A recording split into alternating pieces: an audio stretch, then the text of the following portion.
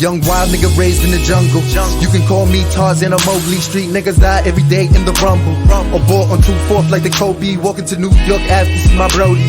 Cops be sniffing like coyotes. Smelling that dolly rap. Let them know we strapped. I'm a flatbush baby boy like I'm Jody. Yeah, nigga, I'm from Brooklyn. Where them niggas claim they ready to die. Yeah, that's a good plan. Realer than you besides. Yeah, I'm a good man. Reppin' my hood every day. Yeah, I'm a hood fan. For my hood fam, what's up? Flatbush Festival, we turned up. Siphon church until we blow up. Mike made the 35, my tour buzz. Highly astronomical, ideas ideological. Finding flowing like molecules. Water dripping on follicles. Daughters dripping for dollars to order a couple bottles, boo. Call it chicken, but I'm tricking that vagina too. But that's for them average girls. Damn, I need me a flatbush girl. So me and her can bring flatbush to the world. And a little swaboo puts the wind to your world. My nigga, I need some company when I'm at the top. In the rocker, NY, fucking mommies and socks in my block. 17th niggas taking them shots, Caton Park. Me and my nigga B was out here till dark until I fall, nigga. I say ball is life. Damn flatbush, I love you. Just promise a real nigga you won't take my life. No hood comes above you. They say the hood make the man.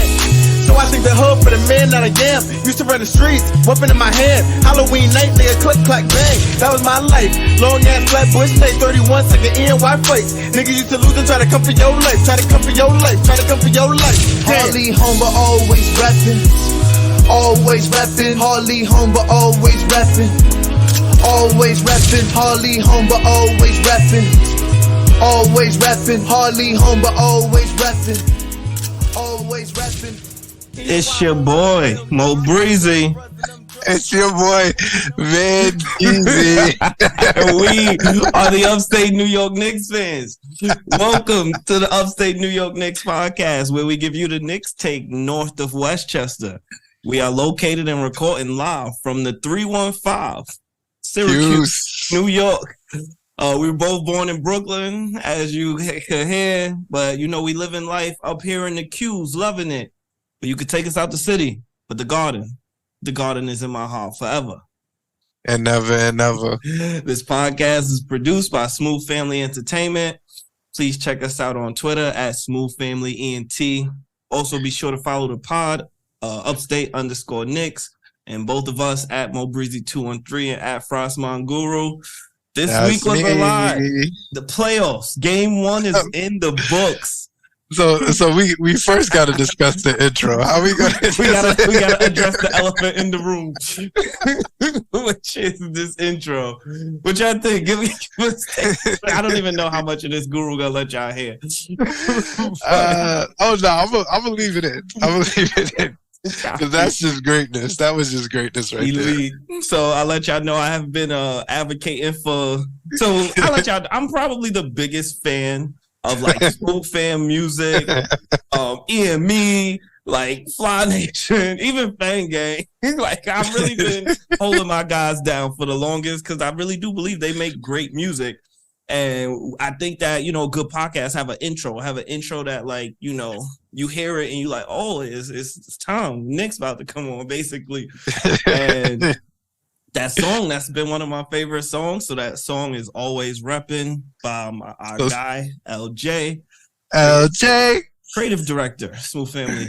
Yes, indeed. Yep. Part of the team. That's off of, so featuring Guru. That's featuring Shane Hamlin.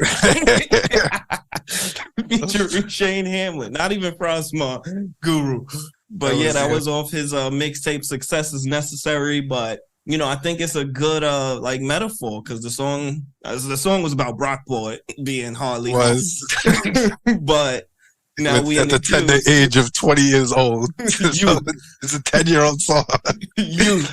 But apparently it's timeless. So I respect it. Classic. Appreciate the homage. It sounds like you're going to be a strong advocate for trying to get that as the Upstate Knicks theme song. I am. All of my votes are going to this one cause. So we'll see how it goes. But yes, indeed. I ain't gonna hold you. I'm still excited. Excited. If you don't know, I don't know how you even watching or listening to this podcast, but the New York Knickerbockers, Big Knicks, 1-0, undefeated in the playoffs. 1 down, 15 to go. The stars are aligning, and I'm here for it. Upcoming 16-game winning streak. We're 1 down in our 16-game winning streak. Exactly. So we recorded this on a Monday. The game just took place 2 days ago, so that was Saturday. So I went to Cleveland. I was in the belly of the beast. Got to see the game from the arena. The Upstate Knicks podcast was thoroughly represented. Shout out Mo Breezy. We gotta give you your flowers for making the trek. It was my job. Trip. My job would not allow me to make the trek with you, and I was thoroughly saddened by that. But you were in the building, so I feel like First and foremost, before we get into, so you guys know we usually start with the reviews. But there's only one thing we're reviewing. We're not even giving that a review. We are giving you a thorough breakdown. Yes. Of the chips delivered. Yes. Lays by the New York Knickerbockers. Elite performance. Honestly, so I feel like we can't do the story justice if we don't tell a whole story. So the story started before the game. Wait, before you start, I think the streets need your firsthand account of the environment, because you were there. Like you are actually the building.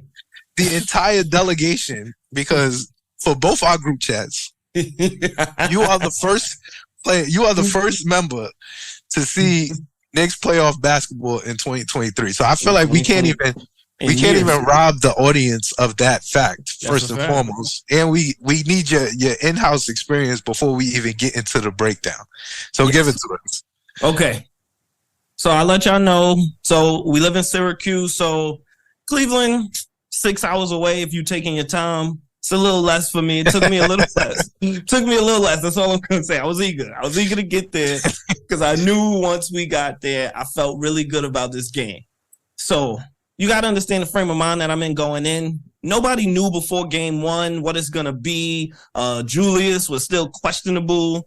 Not even questionable. He was a game time decision. Like he sure was. We didn't know what it was. So I get to like the arena. So like all of downtown Syracuse is downtown Syracuse. That's the other thing too. Cleveland is very Syracuse-like.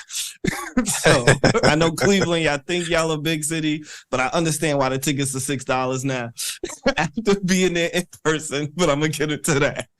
But when I arrived downtown Cleveland, a lot of people everywhere, the red, the like burgundy red, like folks was representing. I give y'all crowd. Cleveland people came out, people was excited, the energy. So you know I had my Knicks joints on. I had to.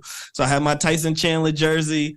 I had to wear that because the Tyson Chandler Memorial jersey coming out for game one of the freaking playoffs is nuts. My thought process was, so I only have RJ, Grimes, Quickly. I got Nerlens Noel still.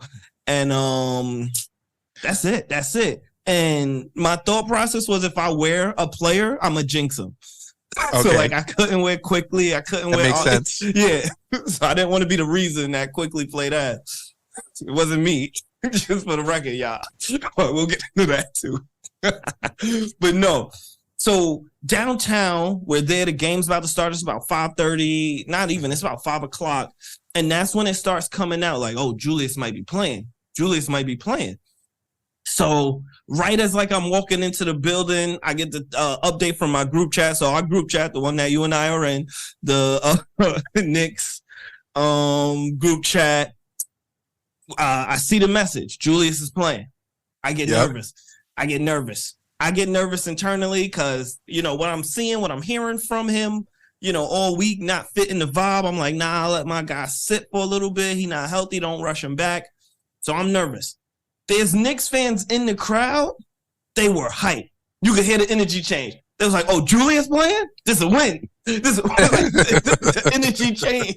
And I was like, So I go into the game thinking like, oh, man, there's expectations now. I know we don't play good with expectation. We're a free-flowing team. So I get in the building. Cavs fans, the passionate, folks is looking at me. Folks is even like, boo, Knicks. But it wasn't like Boston level hate. Like nobody threw nothing at me. Nobody like cursed me out. And there was a lot of Knicks fans. You wasn't subject to racism. Yeah, I wasn't subject to racism. Nobody like ripped my shirt off, Hulk Hogan style, kicked me out of it. Like none of that. Folks were generally cordial, and I appreciate that, City of Cleveland. Thank you for being safe, even though your team is some mid. And I withheld this stance throughout. So, and this is my official stance on the Cleveland. I'm not a Cavs hater. I don't like Donovan Mitchell because of Knicks fans. Y'all are the reason I don't like Donovan Mitchell. And I don't like Karis LeVert. I don't know. Yeah, you probably remember Guru, but when he was on New Jersey, he was talking smack. He sure was. Big brother, whatever the comment was. I forgot what he said, but I remember it made me pissed. And ever since then, I'm Karis LeVert hater. So those two dudes I hate on aggressively, and I was hating on them aggressively in the building. But so we get there early. I like going early, and I wanted to see Julius warming up. So I see Julius warming up. He's on the court. And I don't know how to explain, but you ever seen somebody moving around when they know they messed their ankle up, but yes. They try to pretend like it's cool? It felt like that, and it had me nervous. I think I put in the group chat, Julius looking shaky, y'all. I was genuinely concerned. So as he's warming up, he's going slow, even on the layup line, it looked like he was trying not to spray shit. And I'm like, dog, you moving too tentatively. You play a physical game of basketball. You got to know they about to go at this ankle. Respectfully. So I'm nervous. I'm real nervous. So at first, when we got there, maybe an hour before, it's empty. They was giving out the white T-shirts. There was a white T-shirt on everybody's seat. My shorty went with me too. Also, shout out Abby. So she also had her orange and blue on. So we was in the belly. My friend Thenu ended up meeting us, and she's a Cavs fan. She's probably the only reason I didn't get smoked. And the kid who was sitting next to me. So from 5:30 to 6, every 5 minutes, the intensity in the arena changed. More people came in. I mean, folks started packing out. It started off at 40%. It probably ended 90, 95%. People was in the house. It wasn't sold out. It wasn't packed house. It was not. I saw several open seats, but still, I didn't expect Cleveland to show up like that. And folks got loud, so that was good. The energy was good. But I was at the game, I realized that I'm becoming a grown up now. I'm grown because in my head I'm all right, it's one of me, 15,000 of them. I can't just be wild and say it because my safety is at risk. I'm in Cleveland. I know nobody out here. I can't do that. So I'm going to just be chill, low conflict. Somebody make a good bucket. I'm going to just, yeah, good job. Go. Way to go, Jalen. So that was my thought process going in. The kid sitting next to us, young Thundercat Guru, this kid was 20, maybe 19, young Thundercat. This was a black kid, and he had a white friend, and they both was young Thundercats, and they were passionate Knicks fans. Passionate. When I tell you, one was a Julius Randle fan, a black kid, and the first quarter when Julius was going off, this kid was talking. The city of Cleveland in its entirety. Can't nobody guard him. What? And I'm yo, dog, you gotta chill. I remember you put in the group chat, yo, I'm this kid's follow-up. That had me crying. I was Bo is really out there. Almost getting into fisticuffs because I know Knicks fans and I know we are passionate Knicks fans too. So legit. So if something happened to him, I had to jump in. I don't know him from a hole in the wall, but I'm not just about to just let you get out here because you out here because you call it the city of Cleveland bubs. I just can't have you out there. Can't just have you out there solo. So he was going super hot. There was a little back and forth with him and the people that sat in front of him, but for the most part, the game was back and forth, and they was giving it to him too. We'll get into the breakdown, but the game started good for us, and then in typical Knicks fashion, of course it did. Playoff edition. It was impressive. I will say that. Yes. It was definitely impressive to see a playoff version of us selling. Legit, us. If you told me if Chat GPT drew up a Knicks win, this is it. Josh Hart clutch, RJ several turnovers. Isaiah Hartenstein being the player of the game for no reason. Nobody saw it coming, which is real Knicks fashion because we always having somebody step up. But right out the gate, the first 5 minutes, Julius, I want to say he got the steal, and then he was on the fast break, and then he ran and finished with the right. I'm pretty sure this was like in the first, like right in the beginning. That was when I regained confidence in his foot, and I was like, oh, we about to win this game. It's time. We about to win this game. Yeah, absolutely. I felt the same way. And from there, it was a game. Yeah. So thank you for that live recap. I had to set the stage. I wanted to know because I had to live vicariously through you, honestly and truly. I was literally at work. Like, I know Breezy is going through it. I know he is going through it right now. Like, it is crazy because I can only imagine my emotions because full disclosure, I was like watching the game, but I was also like running the entire show. But I was like, I can't miss the Knicks, bro. Like, that's just not something I can do personally. So I was like multitasking. So I was not only was I multitasking, I was like, damn, I know Breezy is going through it right now. Like, he probably losing his mind. He probably like, yo. Correct. Like, especially, I know, I was like, and we'll get into it. I know when the Josh Hart 3 dropped, I know that's when I was like, oh, it's time. I know Breezy is looking at people and just staring in silence. Staring in silence. And I'm here for it. And I'm here for it. Yes. That was so there was several in the fourth quarter. We'll get there, but there was several buckets down the stretch that just felt like statement buckets. Just like, oh, word, you just gonna let Cedi Osman go at me 1-on-1 and I'm Jalen Brunson? Bet. That was greatness because I have a whole spiel. Yeah. I have a whole spiel on him. I just want y'all to know. On Cedi Osman or on the Brunson? No, him is he. Okay, him is he. He is him. The guy. Honestly, foul trouble saved The bargain. So we got a lot of things to talk about too, but he really didn't play the first half, like the whole first half. Like, if you think about the fact that he had 21 in the second half, if he had played the first half, he really might have had a night. This is a 50 burger. This is he how might I have feel. had a night because the strategy of leave Cedi Osman on the island 1-on-1 with Jalen. Nuts, bro. I think that was nuts. Like Thibs outcoached him. Thibs outcoached him. But that's what he should do. Yeah. Like, respectfully. All right, let's get into it. All right, so it's time. It's time. It's truly time. So this is our game breakdown. As you guys know, the Knicks, our New York Knickerbockers won 101-97. Yep.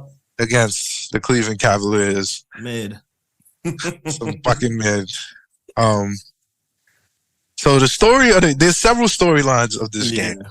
And I want to get into all of them. Good and bad too. Great and awful, honestly. Yeah, the whole range. Yeah, we got great. So we can start off here. Yep. Great game from Jalen Brunson. Great game for Julius Randle. Yep. Okay game from RJ Barrett. The internet is killing him, honestly, and they drag him. We watched a different game, honestly. Yeah. I thought he just had a typical RJ game, to be honest. Nothing special here. Bad Quickly game. Mm-hmm. Yeah. Bad Quickly game. Not a great Quentin game either. But phenomenal Josh Hart game. Phenomenal. Did the Knicks win the Josh Hart trade? I'm here to let y'all know. It was by a landslide. Landslide. I'm not even gonna lie to y'all because he is also him. Yeah. You know that was his first playoff game? I didn't know that. Yes, I did. First game?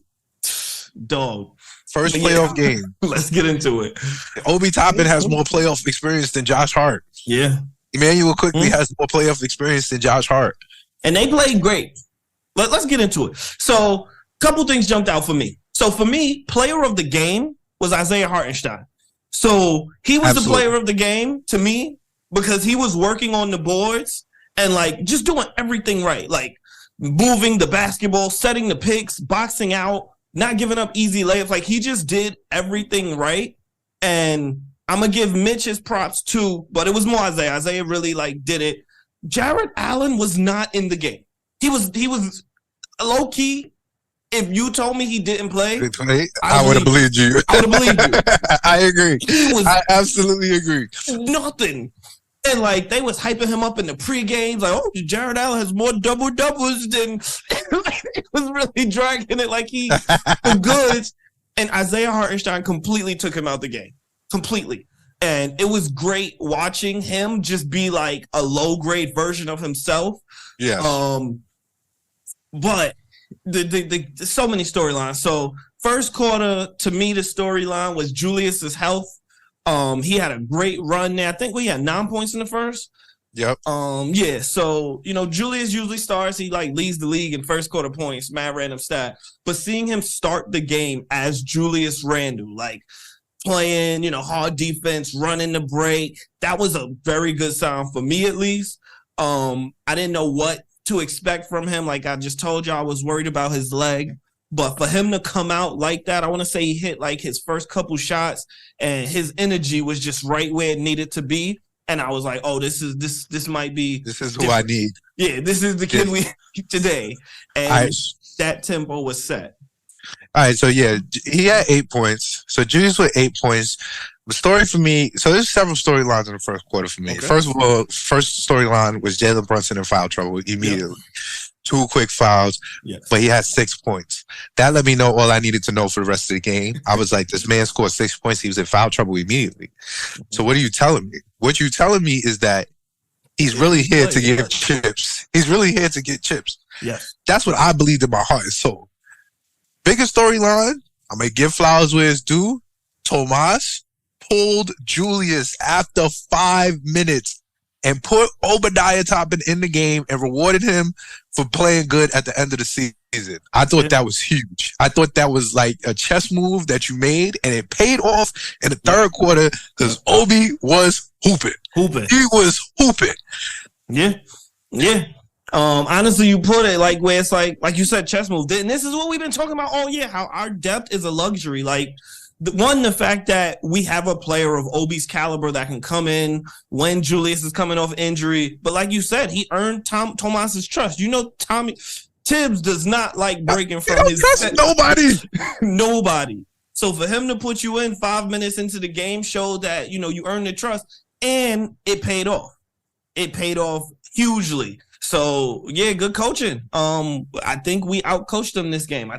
I don't ever remember saying that. I'm not gonna lie. The crazy thing is that I think we strictly won this game off of Jalen Brunson and Tom Thibodeau, and that's a nasty combo.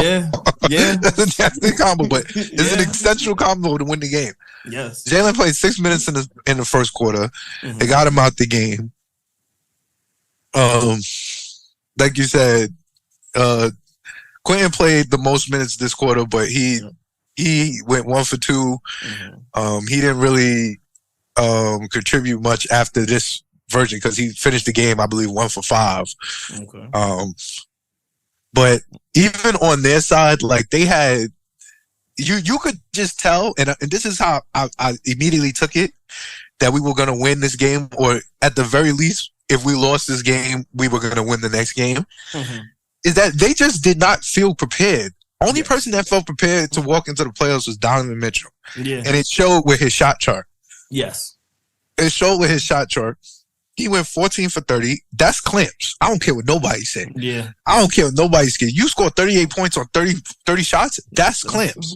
You're basically RJ Barrett. Like that's clamps. High volume scoring. That's what you're doing. You took 30 shots. He took 30 shots. Yes. The next highest on the team is 13. Evan Mobley. And Darius Garland charged for 13 shots. I told you, Evan Mobley is the best player on this team. If he takes 13 shots, we're going to win the basketball game. Yeah. And honestly and truly, Evan Mobley might be shook because Julius Randle might have broke his shoulders up a little bit. Because, and I'm letting you know right now, if Jared Allen don't come to play, Mitch is going to get on his ass too. So I don't know what Evan Mobley going to do, but he better grow up fast. Because if you don't grow up fast, immediately. Bully, I ain't gonna hold you. So today they just announced that Jaren Jackson Jr. was named Defensive Player of the Year, and Evan Mobley was a finalist. I ain't gonna hold you. I think they saw game 1 and they was like, we can't get it. No, I literally said that. We could not give that man the Defensive Player of the Year. I'm sorry, they rigged it. Showing. Julius really just got into his chest. The crazy thing is that just beginning, you could just tell that the Knicks understood the assignment from the beginning and they read the scouting report. Like I think Cleveland lost this game because they did not read the scouting report. Yes. Like they either came in way too lax, but they read the scouting report. Like everything, like we're gonna talk about later about them complaining about the physicality and stuff like that. Like that's in our scouting. That is literally us. We play drop coverage, so you got to be able to shoot. You got Isaac Okoro out there pulling 9 for 50 because he thinks he's a shooter, and we leaving him wide open. Like, you're not a shooter, King. You're not a shooter. Isaac Okoro 1 for 6, 0 for 4 from 3. I watched every single one of those threes go brick, and I knew they was brick as soon as he released it. I'm not worried about Isaac Okoro. Legit. Calm. And it really, like you said, it felt like they was unprepared. It felt like they didn't come in with a game plan, and if they did come in with a game plan, the game plan simply was to get Donovan Mitchell going and hope he carries us. And that's a horrendous game plan. That's just not a good game plan. A part of me, because I'm a hater, I will admit, a part of me thinks that Donovan Mitchell doesn't play well with others. And honestly, I want to start that narrative up because, one, slander train, obviously, but two, 30 of your team's 80 shots is nuts. I'm not gonna lie. Yeah. It's absolutely nuts. It is nuts. I think it's nuts, and the narrative I'm starting is that Donovan shot his team out the game. Yes. He absolutely shot his team out the game. There's nobody in rhythm. 4 for 13 from Evan Mobley. I don't think anyone else was able to shoot in the fourth quarter. And it's like, dog, we get it. You're nice, but you cannot beat us by yourself. Like, this is a team sport. And I love that he shot them out the game. My narrative that I'm starting up about Donovan Mitchell, and it is an absolute true narrative, is that his stats are very Westbrookian. Ooh. His stats are very Westbrookian. Because if you look at this stat line and you don't look at the shooting percentage, right? You look at 38 points, 8 assists. 8 assists looks good for a shooting guard. You're a shooting guard. You get 8 assists. You diamond up. But that's mad Westbrookian because you took 30 shots. Yes. So that means that when the shots you didn't take, you just dumped off. Yeah. Yeah. Like I remember he got an assist because he dove on the floor in the third quarter. Like, yeah. That's a fact. That's a hustle assist. You're not playmaking. He's not playing like Ricky Rubio. Ricky Rubio got no assists. Ricky Rubio. That means that all of his buckets was ISO buckets. ISO buckets, bro. That tells me that you're not reading the scouting report. Yeah. The scouting report says that if you really want to come to the all ISO offense, you need to understand that is property of one New York Knickerbockers. This is us. This is what we do. We do efficient all ISO offense. That's not y'all. That's how we ended up with the 4th best offense in the NBA somehow. Some way. Because the all ISO offense is so efficient for 2 players, and everybody else just has to hit their open shots. Yeah. Yes. You have Darius Garland on the basketball court. Darius Garland, 1 assist. That means he didn't touch the rock. Yeah. That's the only way that can happen. That's literally the only way the point guard.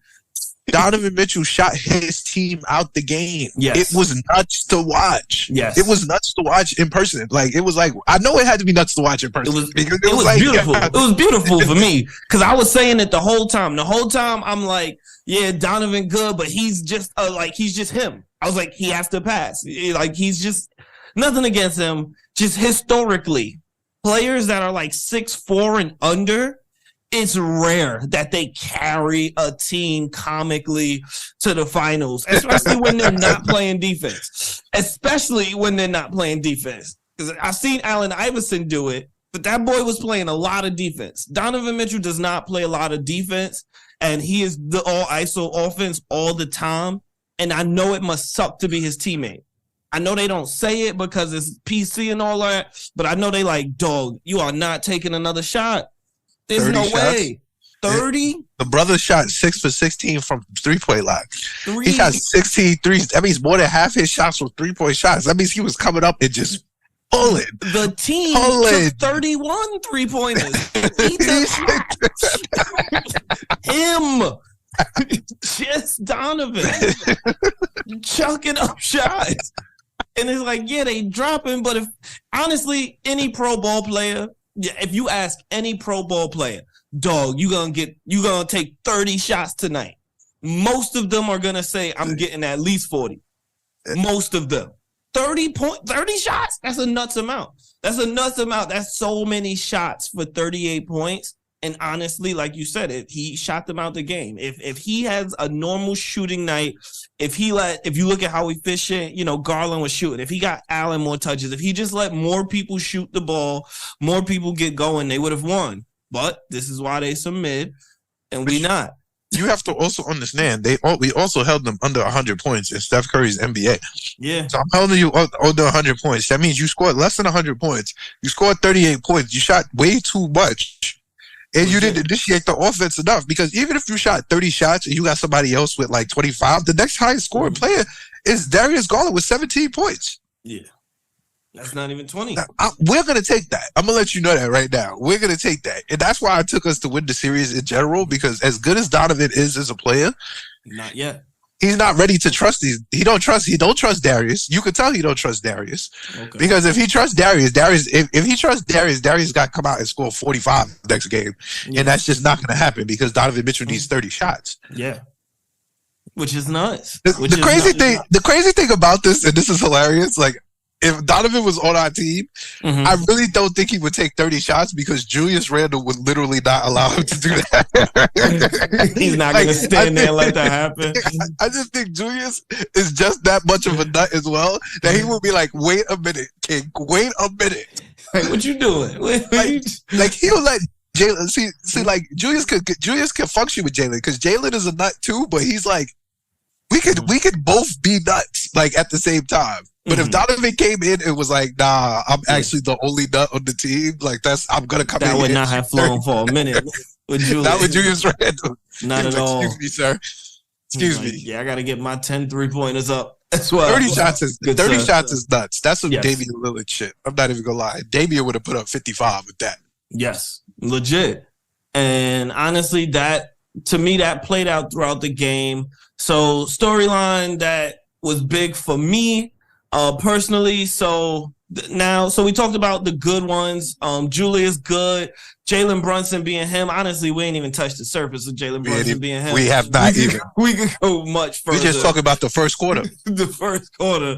But I want to talk about some of the negative storylines now, specifically one that has been. So let's be clear. This is a negative storyline. I wanted the brother to play a lot better, but it wasn't as negative as the world is making it out to be. And Rowan Report. We get right to it. We can't wait. Rowan Report is coming at you right the fuck now. It's the main RJ narrative for game one. So let's just get it out of the way. We won the game. We did. The biggest story. We won the game, and there was an injury. And the biggest story to come out the game is one Rowan Barrett Jr. So I want to introduce myself. My name is Mo Brown. Yes, I am RJ Barrett's number one fan. I am number one by virtue of latitude. Being up here in Syracuse, I am closest to Canada. Therefore, I win. I've been RJ's number one fan since I seen him cook us up in the U17 when he was playing on the international circuit for Team Canada. I followed him all the way through Duke. I thought they were going to win the national title, and him and Zion was on the same team. I was like, oh, this is going to be epic. I was hyped when the Knicks drafted him. I was very excited we didn't get the young Crip or the man who has not played a playoff game ever. And I think that's not talked about enough, that Zion Williamson literally has not played a playoff game at all, as RJ just completed his 6th. And John Morant completed like his 20th. It needs to be talked about that Zion Williamson has not played in the playoffs yet. This is going overlooked way too much because my man is on year 5. But we're not going to talk about that. I was hyped when the Knicks drafted RJ Barrett because I knew this kid had potential to be the one. And last night, well, not last night, but Saturday night, I ain't gonna hold you. I think it proved me right. So I'm gonna go through the stat line. I'm gonna just read it from left to right. 31 minutes played, field goal, 2 for 12, 3 points, 1 for 5 from 3, 2 for 2 from the line, no offensive boards, 4 defensive boards, 6 assists, 4 steals, 0 blocks, 1 turnover, 1 foul, plus minus 17, 7 points. So, team low, plus minus. Let's get that out the way. Mitch was team low, but it felt like RJ was team low. But I really just think that was because of one stretch. There was one stretch where RJ was in and they got going. I want to say that was the third. That was when his plus minus got out of hand. And then obviously in the fourth quarter, because he came in and then they went on the run. And I think that was more bad timing than anything. But I don't think it was his fault, but it might be. But whatever, we're going to be honest in our assessment. The man did his job. He did. He was not a lick on defense. Let's be honest. A lot of the reason that he wasn't a lick is because Donovan Mitchell just refuses to pass. So RJ didn't have to do much guarding because all he had to do was stand next to Darius Garland and his job will be complete. But we got a complete RJ game. So the shooting wasn't there, but we got everything else. 6 assists. My guy had his head up. 12 shots is too much. 5 3-pointers. Obviously, I know I don't want to see him taking more than 2 a game. And he said, okay, I'm not shooting. I'm not going to stop shooting. I'm not just going to give up on my shot. But at the same time, I'm going to help the team in other ways. My man was getting in the passing lanes. He was getting steals. Like, he was making it really hard for Donovan Mitchell to just isolate. And that's what you need from a great player. A great player knows when their shot's not falling, like, I got to help in other ways. And to see him do the thinking, he did the growth. He's like, all right, the shot not dropping. Let me help the team in other ways. What can I do? Let me use my length. Let me get in passing lanes. Let me attack some boards. Let me help the team win the game. And down the stretch, I feel like he did that. I want a better game from him. So my grade for this week is going to be a C-. It could have been better. Just the amount of shots is more than the fact that he was 2 for 12. If he was 12 for 12, I would still be a little shaky. Just if he was 12 for 12, you should be 28 for 28. Why you stop shooting, fool? Right. But he wasn't. And if you don't have it going, 12 shots is a lot. Drive, get to the paint, dish. He was doing dishing, so that was good to see. And then the bigger thing was that Quickly had a bad game, and Thibs had the confidence to leave RJ in there and let him figure it out, and eventually he did. I feel like offensively it's very easy to figure out with Jalen Brunson on the floor. Just hitting the ball. He did that, and it worked out. Be available if he needs to drop it off to you, but honestly and truly. Just be there. Yes. Overall, C-. C-. Report. So I'm giving RJ a C regular. I thought that while he did not play a particularly great game, I did think that in comparison to Emmanuel Quickly, he played a very good game. That's first and foremost. So he went 2 for 12, 16% from the field goal. I didn't love that. I didn't love the 1 for 5 because he had open threes. At least 3 of them were wide open, and he just bricked them. I thought that was some BS. I didn't love that as well. He had a minus 13 from the field. I mean, minus 13 on the floor. Didn't love that, but I did love the fact that he did give us 4 boards. I do love that he did give us 6 assists. I tell you, if RJ gives us more than 3.5 assists a game, we are winning the basketball game. He gave us 6 assists. I have yet to be proven wrong on this theory. Yet to be proven wrong on this theory. That's first and foremost. I buy it.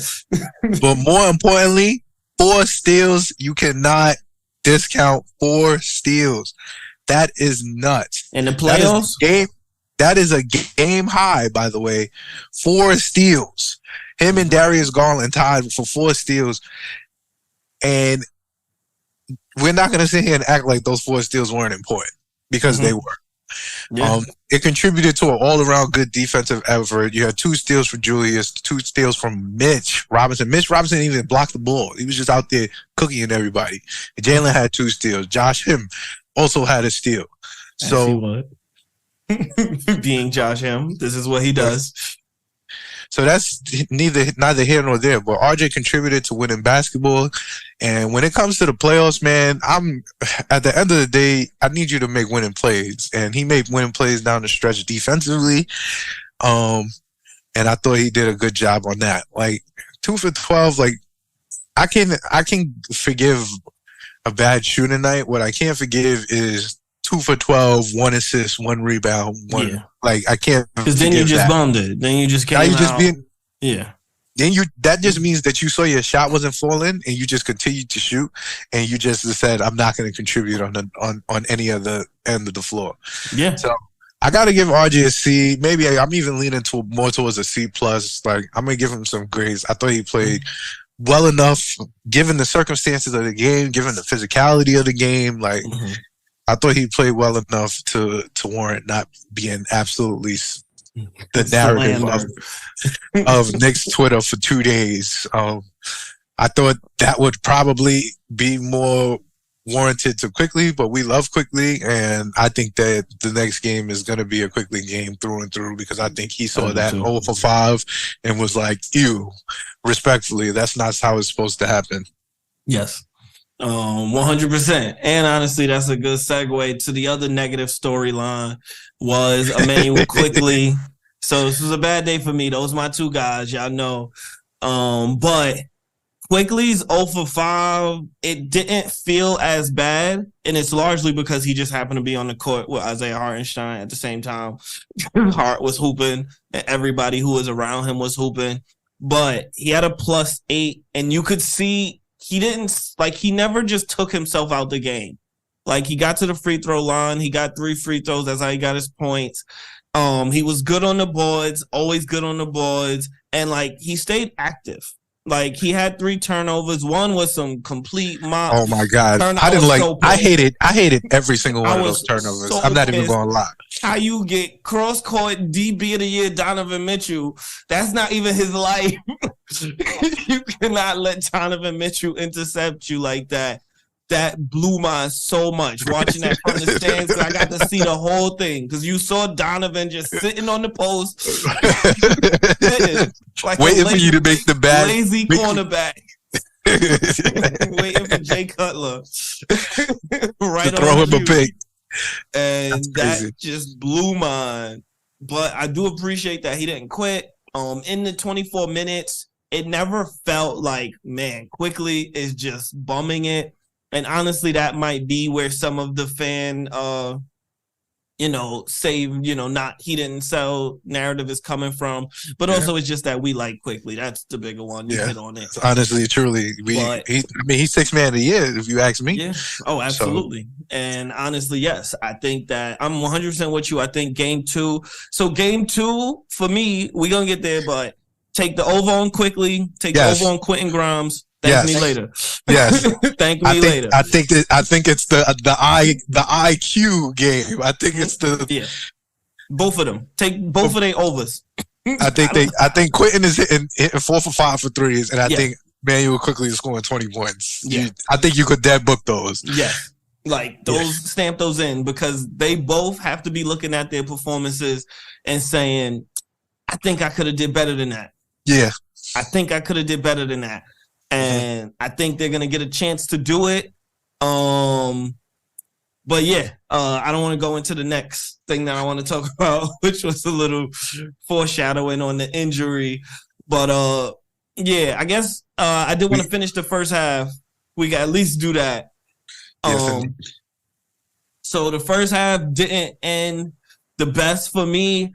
What happened? Oh, I just lost my train of thought. My fault, y'all. I'm selling crazy. Damn.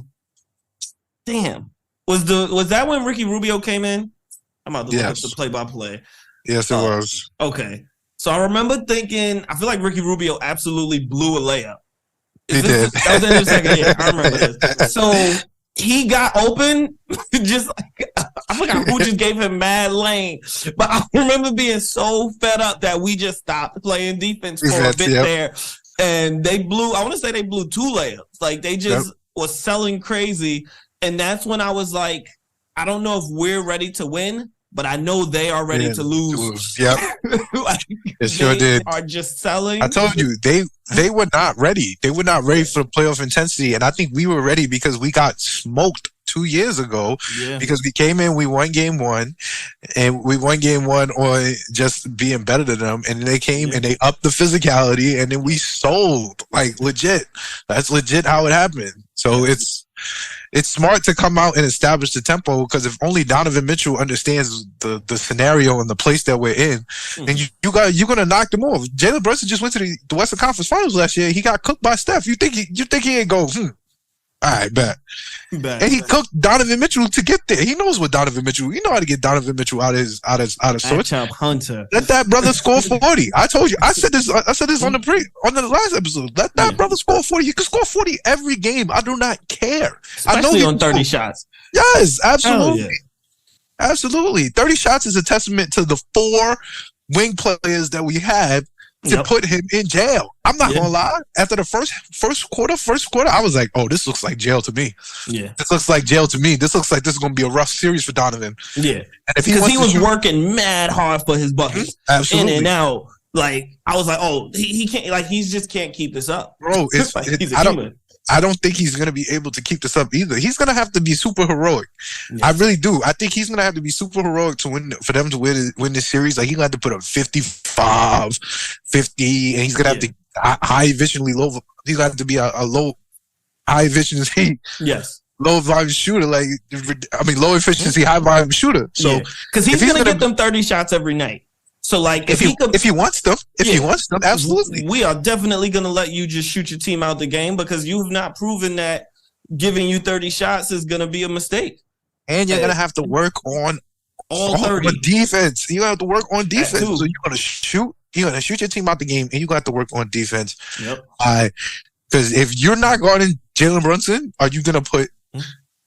It will get there, because I'm just about ready, because if you're not going to guard Jalen Brunson and Darius Garland is not going to guard Jalen Brunson, there's no one on the court that can do it. I'm not even going to lie to you. I truly believe that the best option to guard Jalen Brunson is Donovan Mitchell. Yeah. And that is hilarious to me. Because I don't think Isaac Okoro could do it. I don't believe in him. I'm not a believer. I know I've seen Cedi Osman. He's not capable of the task. Yep. I know Darius Garland is not capable of the task. And I really know Donovan Mitchell is not capable of the task, but he's like the quickest one. He's like the one that moves his feet the best. He's the best. I watched it. Which is nasty. I watched it. So as we transition, should not be a defensive stopper. But continue. So as we transition into the second half of this breakdown, and we look forward to what I call the Bruns him half, in which he absolutely decided, y'all limited my minutes, because he got his third foul early in the second quarter. He was out after 9 minutes. I got mad nervous. I was sitting there like, oh damn, we need offense. We need a gravitational pull. Yeah, because that's what our ISO offense does. It at least gives us the opportunity to have a gravitational pull, where if you decide to lay off, there's somebody open and they're capable of hitting the shot. Yeah. But Julius came in, he held us down. Obi came in, they held us down. Isaiah Hartenstein. Yep. Oh man, I can't talk enough about my guy. We almost gave up on Jokic. Like, I can't believe it. I can't believe it. I'm sorry. If you're listening to this, Hartenstein, hear it from me. Hear it from me first. Maurice Brown is sorry. Because I didn't know. No. I didn't know. I had only seen you for half a season, and what I was seeing was some mid. You looked confused. You looked like you didn't know where to go. And I don't know what Julius Randle texted you to get you to get it, but boy, you got it. You absolutely that brother got is it. playing beautiful basketball right now for 24 minutes. Calm. The luxury, Thibs. I know Thibs loves Hartenstein for the simple fact that he's like, yo, Mitch, you need to chill out, because if you don't chill out, I'm just gonna play Hartenstein for the rest of the quarter, and I will be justified in it because he's hooping. So chill out. Oh yeah, so calm hooping, and Hartenstein is just like another example of how much better this team is than the 2 years ago team. Let alone the fact that we have literally a better Julius Randle, which is a literal same guy, but just a little better because 2 years has progressed. 1. 2, I think Isaiah Hartenstein, who is our backup center, I think he's better than Nerlens Noel was, who is our starting center. And like Brunson and Josh Hart is a significant upgrade over Reggie Bullock and Alfred Payton. And like, it's really a great sight when you can just see your backup center totally take an all-star out the game. Jared Allen, an all-star. He's supposed to be the goods. And it's like, we're such Zay Hart was hooping. Zay Hart was hooping. He was balling. Got that offensive rebound. We'll get there. Man. That brother was hooping. Everything. Our def is crazy. I'm not gonna lie. Our def is crazy. When Thibs doesn't want to be a maniac, we might win the East. I'm not gonna lie.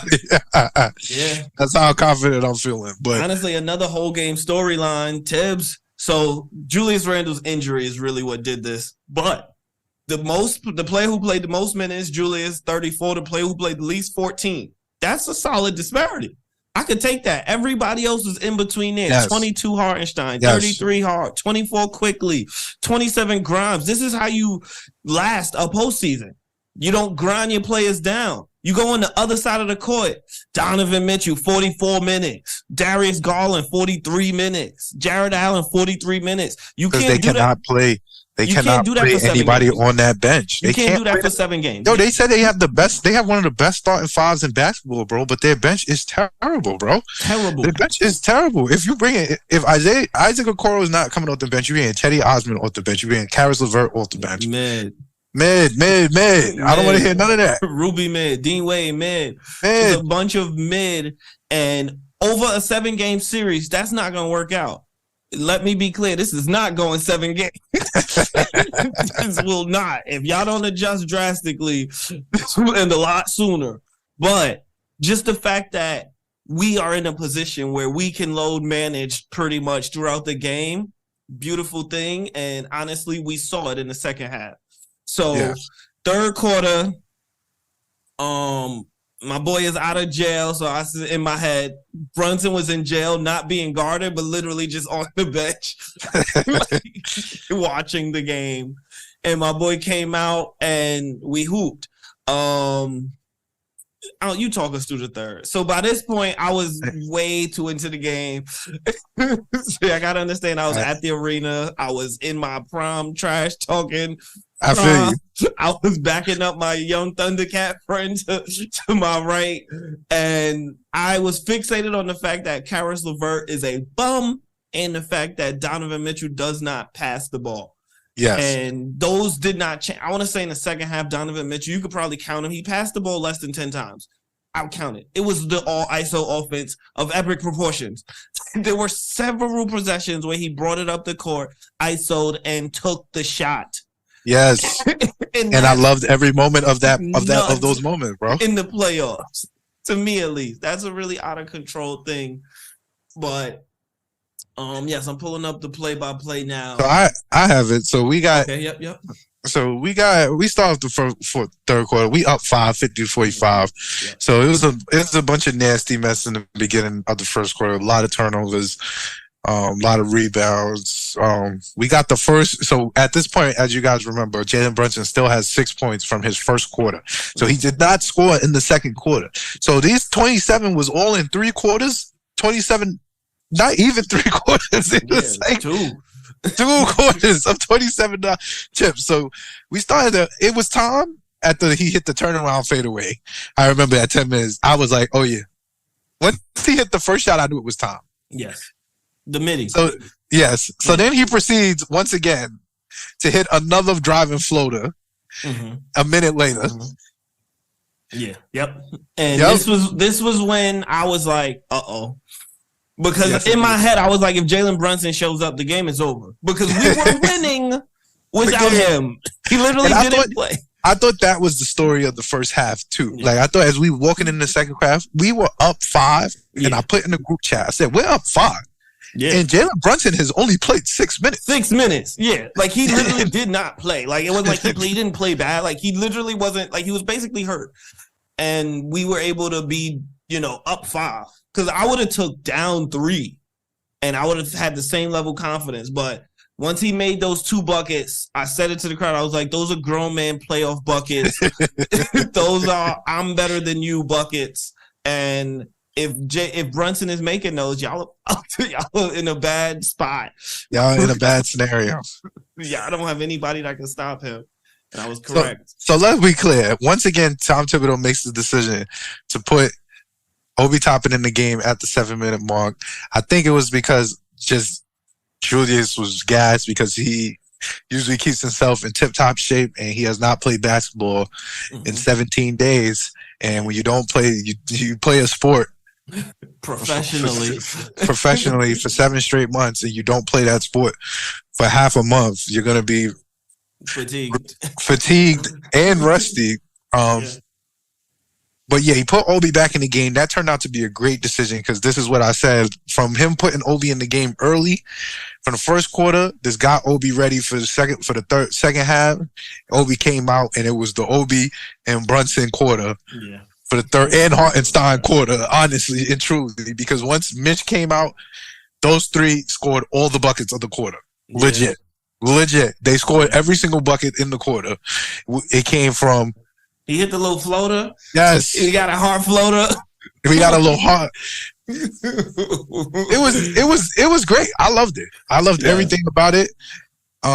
We had a Josh Hart sighting, and this was before Josh Hart really started cooking because the fourth quarter was Josh Hart. Yeah. It was the Josh Hart special. Yes. Truly, really and truly.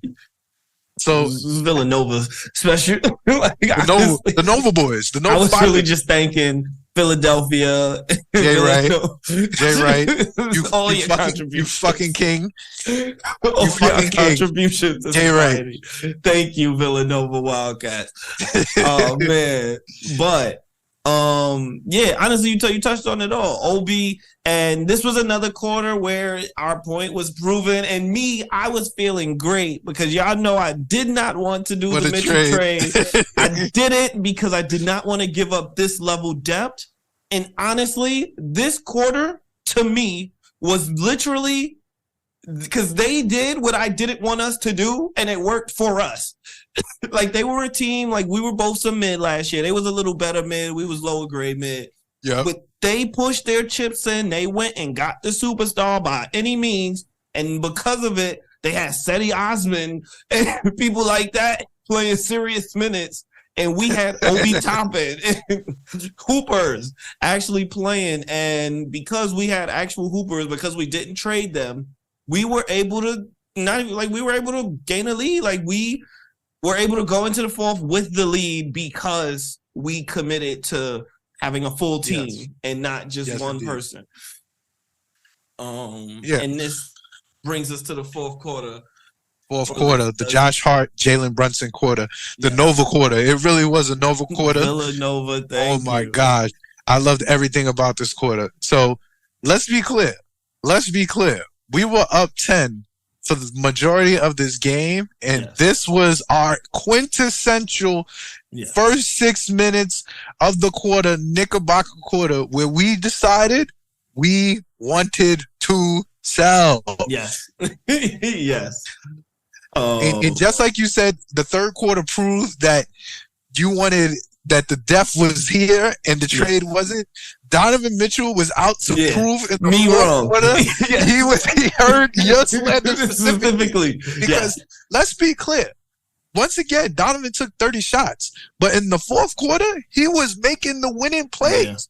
And I give Donovan Mitchell credit because, like I said, he was the only one out of his entire basketball team, his coach included, that was ready to play playoff basketball. Yeah. Absolutely, because even his coach making poor decisions, like putting Chetty Osman on Jalen Brunson in the fourth quarter, one-on-one, one-on-one on an island. He's a small forward. He's a small forward. And I'm going to tell you when I knew Jalen Brunson was him.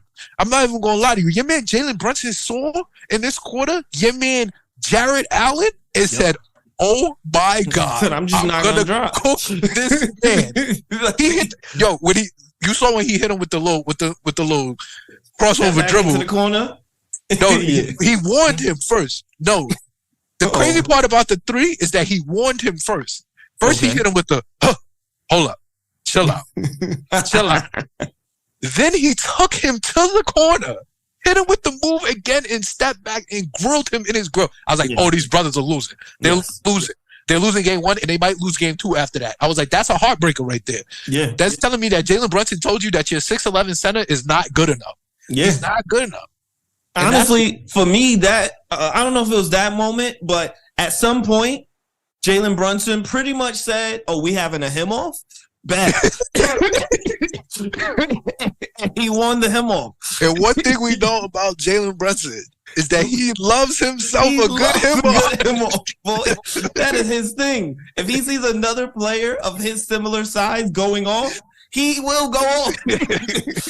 He can't help himself. He will literally shoot the next 6 shots, and all 6 of them will go in.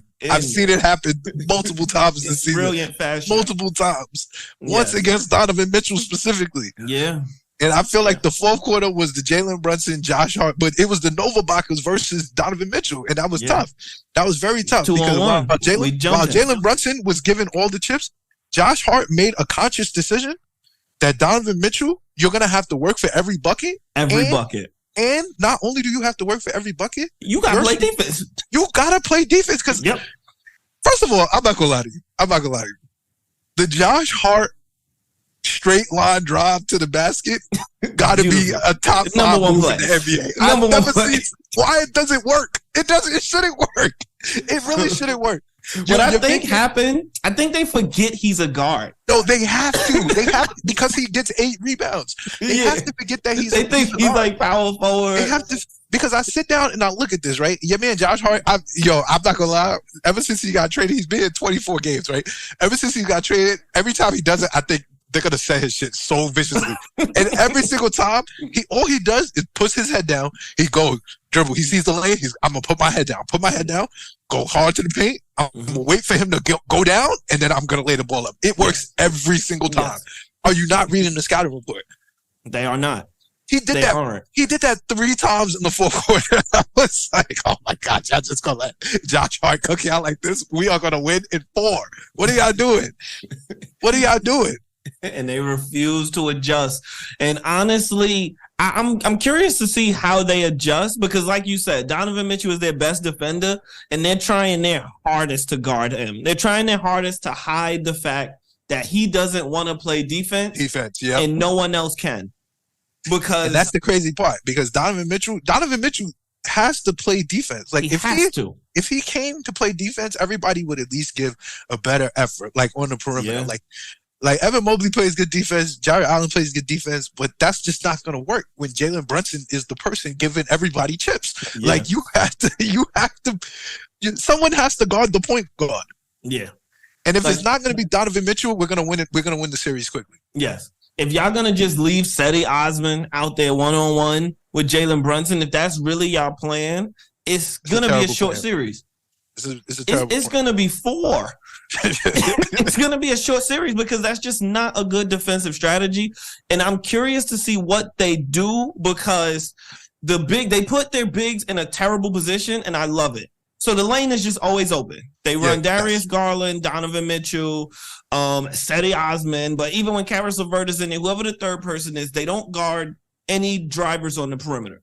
So the bigs have to step up. So in this position, we can't lose because we're either going to pass it to the big for a dunk. We're either going to take a contested layup and Mitchell Robinson or Hart just camping down there for the offensive rebound because there's no bigs left because they had to step up, or we're just going to make it. We're just going to make the layup like Jalen Brunson's been doing. Oh, he's going to pull up, take a mid-range, don't even have to deal with the paint. And like, if they don't aggressively double team Jalen Brunson, I don't know what they could do. Just not smart. Julius Randle, Evan Mobley can slow him down. I'll give Evan Mobley his flowers. He's long. He's a little too small to stop him, but he can slow him down. Y'all don't got nothing that can slow down Jalen Brunson. There's nothing on the roster. That's the problem. That's the problem. They got lucky. Because if Jalen Brunson plays the first half, this is not a close game. This is not a close game. I thoroughly believe that. Same. I thoroughly believe this is done at the 6-minute mark of the fourth quarter, and they pulling their starters, and we're getting ready for game 2. That's really how I feel about it. Yes. Because y'all literally got robbed of 12 Jalen Brunson minutes. We literally got robbed of 12 Jalen Brunson minutes out of the first half for the simple fact that he got in foul trouble. Yep. And I think that that's just not going to happen in game 2. Yeah, it's just not going to consistently happen. You would have to consistently try to attack Jalen Brunson, and we have a season of practice of people who attack Jalen Brunson. It doesn't work. We know how to respond to that. We know what to do. And the thing is that even if you attack Jalen Brunson, all you're doing is inviting yourself to a him off, and you don't want that. You don't want that. This is a terrible idea. I'm not gonna lie, Jalen Brunson is like 5-1 in him offs all season. I've only seen him lose one. And it was the freaking Van Vliet. I said I've only seen him lose one to them. Every other him off he's been involved with another guard, he has won. Yes. I'm liking those odds. He literally crossed Baldy Alex Caruso. Literally made him touch earth. Because was it DeRozan? I think it was DeRozan that night. Was happening to him off. Who decided to start the him off. And that was a mistake. He shouldn't have done that. And he cost his man's hardship. But yeah, down the stretch, this is, I think Thibs outcoached him. And so let's be clear, we both were running the all ISO offense.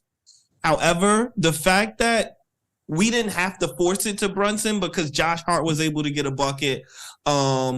Someone else made a bucket down the stretch. So Josh Hart, the step back 3, to me, that was play of the game.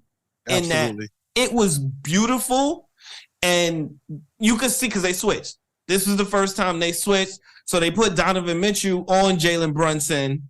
And they was like, all right, we'll put Osman here. This will change things. Then Josh was like, stupid. Now I got the mismatch.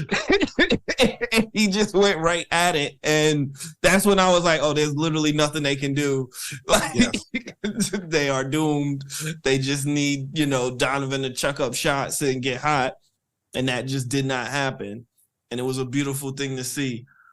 So while we transition, you could pull up some. I got to run and get water. It's going to be quick. Yes. I know where the water bottle is, but it's a mission. Yes, indeed. So, yeah, while Breezy goes to get water, I'm going to talk about the last 2 minutes. So, as we were literally selling down the stretch, Donovan Mitchell decided to play actual defense, and he got his steal, his tip assist to Shetty Osman that put them up 92-91 and gave them their first lead since 18-16. Yep. We came back down. No, actually, we still had the lead at that time, but it was a 1-point game. And then Allen came in and got a tip shot, and they got their lead. And this is when the Josh Hart moment happened. Yes. So let's be clear. The play was breaking down. Yep. Josh Hart is just him. And I need y'all to understand that. Like, that was a him shot. Like, that was me. Like, I am me. Mm-hmm. But once again, why is Chetty Osman in the game at 1:49 seconds? And this may come off as a Chetty Osman slander cast, and it probably is. But because it makes absolutely none, it makes no sense whatsoever. Why is Josh Hart? So the players break it down. If I remember correctly, it gets passed to It gets past to Jalen Brunson. They trap Jalen in the corner. Yep. It gets past that. He passes it to Hartenstein. Yep. Hartenstein gets the ball. He recognized Josh Hart is open at the three. Josh Hart initially does not take the initial three. He dribbles, recognize that Cedi Osman did not step up. Yep. Why? Doesn't make any sense whatsoever. We're down 149. You have to step up on that. And he just hemmed the shot. It was great shot, great form. And that was their backbreaker because Mitchell came down and bricked a three-pointer that he took off some nut shit. And Josh Hart, once again, gets a rebound because Josh Hart, once again, had over 10 rebounds because he is actually a shooting power forward. Very good at football. Very good at basketball. He's basically a 6'4" Draymond Green with a jump shot. Yeah. Like he traded 2 inches of height for a full-blown jump shot. And this is what you get. One thing I wanted to do. Oh, you go. My fault. But just to finish it off. Yeah. So after Josh Hart comes down, Mitchell misses the shot, and then it is Jalen Brunson time to finish off because this is what we brought him to New York to do. He comes down, he hits a pull, he hits his step back jump shot. I knew that was chips as soon as I saw it. I was like, oh, that's chips. Mitchell comes down, gets fouled by Quentin. I hated Quentin for fouling him at that time because I was like, you had him clamped too. Like it was just a bad foul. But it was also a young Quentin foul that, because Quentin likes to be aggressive when he plays defense sometimes. Yep. But then, once again, to ice the game, my guy, Jalen Brunson, once again, comes back and hits a floating jump shot. Boom. Mm-hmm. Allen comes and hits he gets a dime from Mitchell and gets an assist. But once again, my guy, Quentin Grimes, came down, stepped to the line. Did not have a great game, and he got a better grade from me because even though he fouled Donovan before, he came down and he did something that we do not do often. Okay. Hit both his free throws. Yes. To ice the game, and they was not prepared because you knew Donovan had to come and take a brick shot. Yes. So you missed a couple things that we have to talk about. So I'm going to save the bigger one for later. Honestly, you missed a couple things to me at least.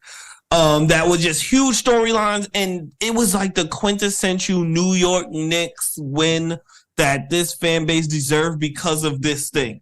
So, one, a decision was made by one Thomas Thibodeau that paid off.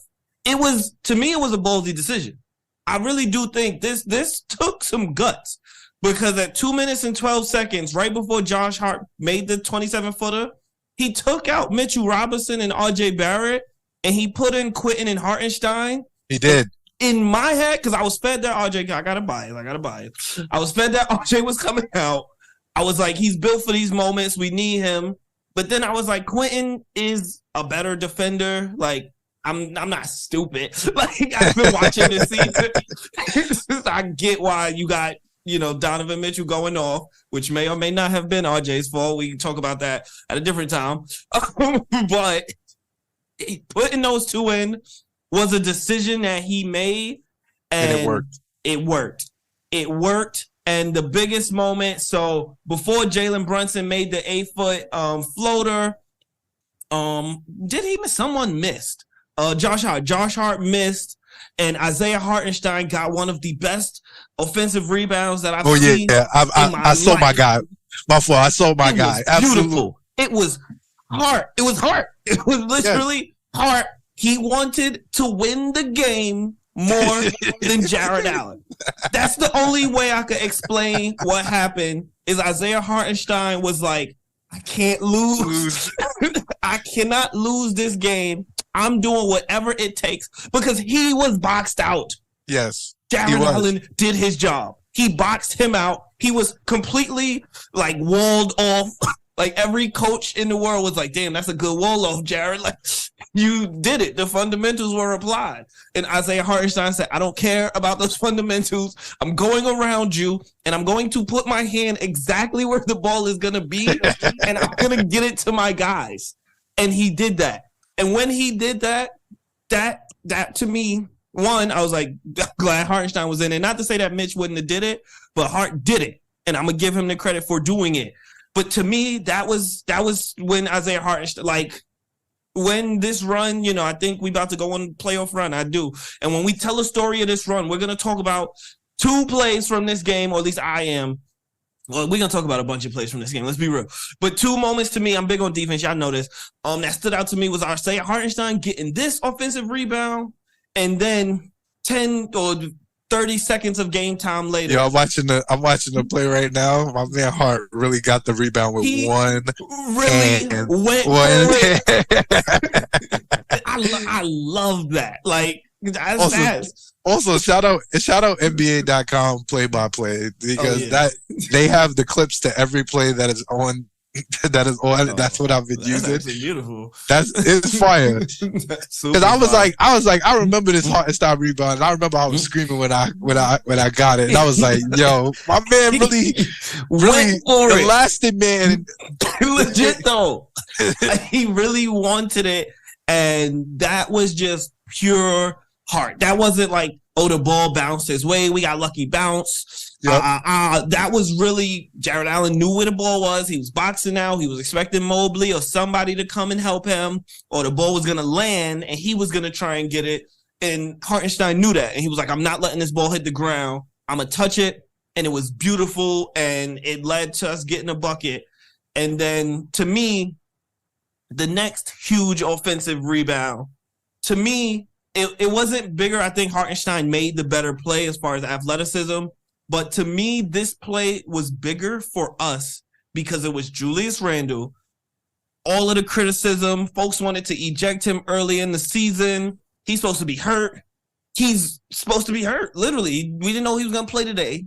And my man really gave it all. Like, you saw Jalen Brunson take the shot. You just see Julius sprinting in full speed. Julius don't even sprint like that. That's not even his life. Sprinting in. 1, getting the offensive rebound, huge. 2, having his head up. Julius Randle, head up Julius Randle. We do not get to see that man often, if at all. Not only did he get the ball, but he had his head up, saw Quentin Grimes, and got the ball to him so that he could make those free throws. And man, when I tell you, I was on, like, if God came down from the skies and he was like, yo, Mo, it's GG's, but I'm going to let you live any moment of your life again. I'm going to live the last minute of that quarter. That was beautiful. Hubris? Was it hubris? It was hubris. It was jubilation. Like, I could be more Clyde. All the words that Clyde used. Styling and profiling, because as a Knicks fan who has been here through the 90s era, I've said that our strength is our energy, our effort. We can't out-talent most of the league. We just don't have that much talent. But we can outwork them. We can out-depth them. In some instances, we can outsmart them, and that's what we did. And it was poetic. It was really poetic. Like you said, Quentin Grimes, 100% heard Scotty Barnes' slander. Yes, he did. Absolutely, he absolutely did. Over there, not him, by the way. Not him. Bricking free throws. Scotty Barnes memorial of not being him is hilarious. I am here for it. I'm here for all Scotty Barnes slander through and through. Well deserved. But my boy Quentin stepped to the line. Up 2. Donovan Mitchell thought he was about to Grant Williams, my son. He was trying to get in his head, was trying to get the crowd into it. And Quentin was like, oh, you didn't know? I am absolutely him. I am the reason you are in the Knicks. I want you to know that right now. It is literally me. They would not trade me for you. There is a because reason you are not him. Untouchable. You are. And you are untouchable. There's a reason you got traded this offseason and I did not. And it is because when the pressure's on, crunch time, playoffs, game on the line, who gonna step up to the plate? Quentin Grimes. It was beautiful. I would literally relive that sequence for the rest of my life. My boy Quentin really hit them free throws for the game 1. Everybody contributed, and I love this win. I really do. I really truly love this win. Poetry in motion. I want us to transition into the preview for the previews for the week. We're gonna tie in some of the narratives that'll get spewed by the nasty Cavaliers. Nasty. So it is time for the previews. So before we come back, we will have game 2, we will have game 3, and we will have game 4. I would not be surprised. We gonna have game 4 too? I actually don't Sunday is game 4. Oh yeah, yep. I would not be surprised, ladies and gentlemen, if we came back here next week. Get ready for Miami. Get ready for Miami. I'm not gonna jinx us, but I'm not gonna say, and I'm respecting the opponent, but I am gonna say I would not be surprised. Mainly because of how I feel about the Cavaliers as a team. Because I think they're very talented. I think they're a talented team. I just think they're not ready. Yes. I don't think they're ready because they showed that in game 1. And unless they show me otherwise, that is a narrative that I'm going with. Yeah. So as we preview game 2, and I would say we don't even really need to preview the other games in terms of just having that conversation, because we would I feel like it would be like a game by game basis. But just previewing the rest of the series, I'm going to start off by saying we win 2 of the next 3, and we come back next week at the very least 3-1. I think that I'm confident that I'm more confident that we win game 2 than one of the games at home. Truly. Really and truly, we are a road team. We are the 4th best road team in basketball. Yeah, that is who we are. We were second best for a long time, and then we started selling a bit. But we play better on the road. That's who we are. So I'm gonna start off by saying that I think we walk into game 2. I think that the Cavs think that they are gonna come back and try to match our physicality. And I think that does not work out well for them because they are not a thoroughly physical basketball team besides probably Jared Allen. Everybody else is more finesse than anything. Yeah. And I think that is not something that – I think that they need to stick to their game plan. Yes. Of whatever they came up with. Yeah. Because trying to match our physicality is not smart. I think that's just not a smart tactic at all. Fighting fire with fire is always dumb. Why would you look at us, say, wow, y'all are really good at one thing. I'm going to try and be better than you at that one thing. So many other things you can do in basketball. But y'all are going to try to do the one thing we're good at? Terrible. Terrible plan. Yes, indeed. But no, I'm right with you. I could see this getting ugly. So a couple reasons I could see this getting ugly, and a couple reasons I could see them sneaking a game or 2. So I still got us in 5. I'm staying with that. Came in with the confidence. I saw enough during the regular season, so I'm still at 5. Not enough has changed. I still think in a close game down the stretch, we have about 3 people. They have maybe 2. And one of them, they refuse to let getting involved in the offense. They just don't let Evan Mobley create his own shot. They just refuse to do that. And I love that. I love him as a pick and pop four. It's the best version of him we're going to get. Yep. And couple things. So my official prediction is still us in 5. I got us losing game 4. Game 4. That's good. I got us losing game 4. Off of desperation. That's when Donnie gonna drop like 65. He gonna really go ham. It's gonna be an out of control game, and we won't be able to stop him. But yes, I do got us going up 3-0 because we are the better team.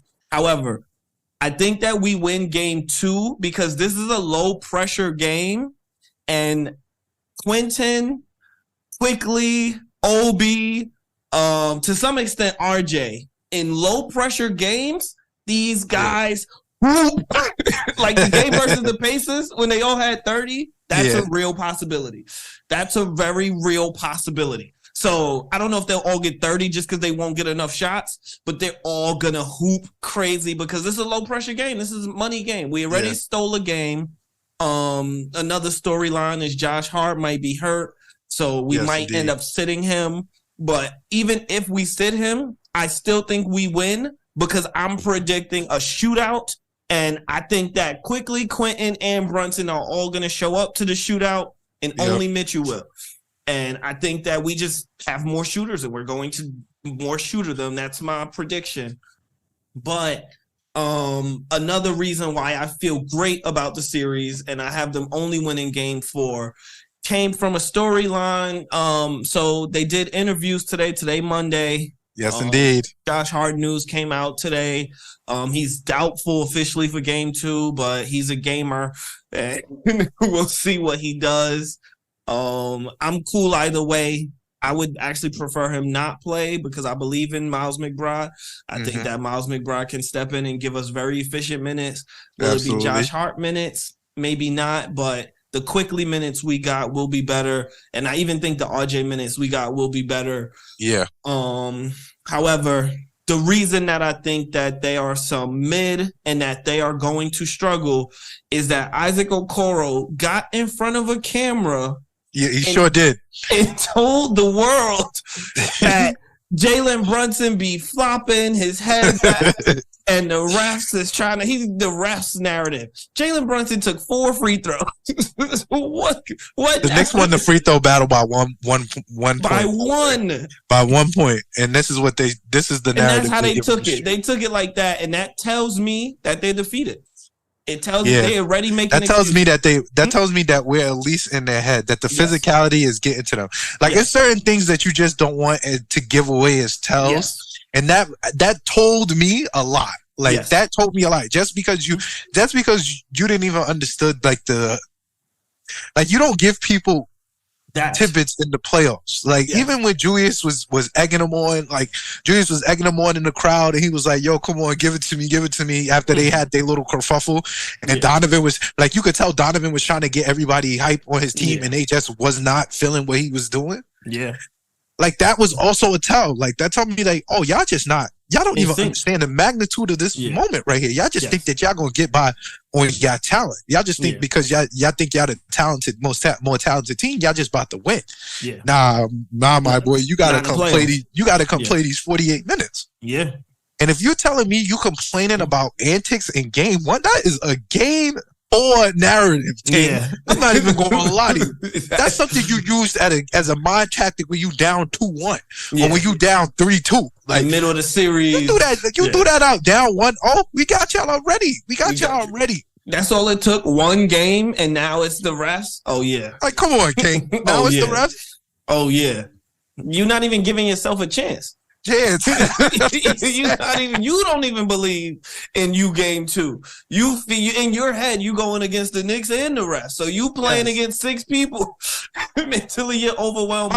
Mind you, Isaac Okoro was not present for the Jalen Brunson 48 burger before the regular season was out because he missed the last 20 games. This was his first game back, which is nuts because that's why I said JB Bickerstaff was losing his mind. You put a non-offensive player in the lineup 20 games back and expect him to play elite level defense against Brunson. Nasty. And he's not gonna give you no offensive production, King. Nasty. Incredibly nasty. That's just a bad decision, in my opinion. Not smart. That's just a bad decision. I would have never did that. Me personally. Poor coaching. That's what I'm saying.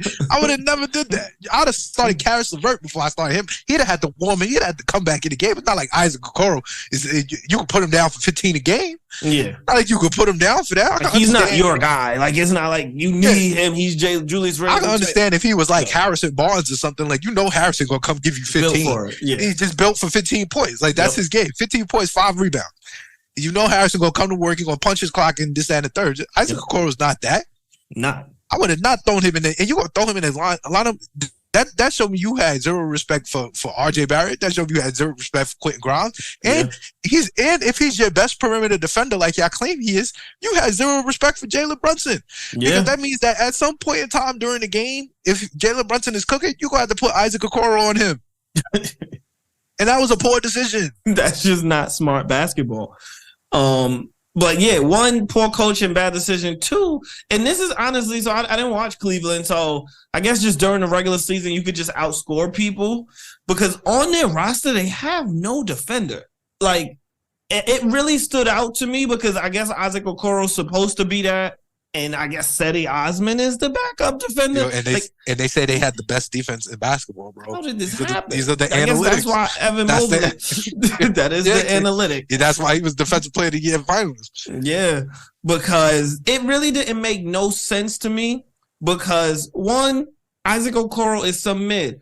Two, I don't follow him. I remember Isaac Okoro as not being a shooter. Can you confirm this? No, he's not a shooter. Not a shooter. He's like a good Jared Jeffries, right? He was drafted 5th overall to be because of his defensive prowess and his Roberson and his potential to possibly be a shooter, but he has not lived up to that potential. Blossom, right? He is Roberson at Andre Roberson light. That is, which is a nasty light.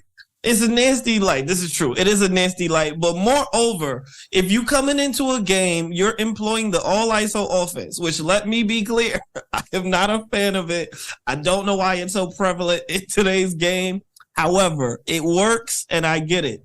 However, one key component of the all ISO offense is that you have to surround them with shooters. You have to. It does not work. We will let Isaac Okoro shoot 4 bricks. Unless shooters are on the court. It's very easy to stop the all ISO offense. That's just terrible. That's just terrible coaching. RJ Barrett come off. Bad coaching. And it was really nasty to see, but it was beautiful for us to see. And then the fact that he is your best defender and he is already complaining about the refs being too. Oh, man. And we're gonna lump in Darius Garland too, because Darius Garland started the narrative with the refs. And I was looking at Darius Garland, like when I saw his post game, I'm like, Darius Garland, what are you talking about? We shot one more free throw than you did. Yeah. It was a physical game. The refs was not like, let's be clear, the refs was not calling nothing. Yeah. Like they was letting us play. Like and I'll give them credit. At the very least, they were trying to be consistent. Like if they let a hard foul go one end, they was trying to let the hard foul go the other end. Like unless they heard the slap. That's why it was a low scoring game, because if Donovan wasn't pulling threes, there was nothing in the paint for nobody. It was nothing in the paint for nobody. It was physical. Like let's be clear. It was a physical game. So for y'all to sit here and try to like, I understand, and that's why I said, oh, it's a series now. Like y'all really want to start building up the narratives so that y'all can try to get in people's head. But that just don't work. I don't think that works with us. Me, honestly and truly, I just don't think that works with us. Because I think that even Julius showing like, I know y'all gonna try to go me like Donovan tried to push him, try to get him off his moxie. Because what I told y'all, I said what I say 2 weeks ago. I said, yo, they are gonna go and try to knock Julius off his game during the Moody Boys episode. I was like, Julius got to control his anger, because that's what they're gonna try to do. I was pleasantly surprised to see Julius just embrace that. Like, if y'all gonna try to goat me, like, come on, King, let's do it. My guy came ready for the playoffs. He came ready for the playoffs. Yeah, and if y'all not gonna match the test, if y'all not gonna match the intensity, like we said earlier in the episode, it's gonna be a short series. So y'all gonna have to match the intensity. Yeah. And it's tough to do that when the all ISO offense, the all ISO general, top 3 all ISO offense king, Jalen Brunson, is controlling the show. It's gonna be tough to do that. Did you see that graphic when it was like the number 1 players versus the number 1 players in isolation in the league? Julius and Jalen Brunson. Tom Thibodeau made that graphic. Yes, he propaganda. Did. It's his propaganda, and we have the 4th best offense in basketball. Yeah. So who knows how that came to be? That man knows ball. What can I say? You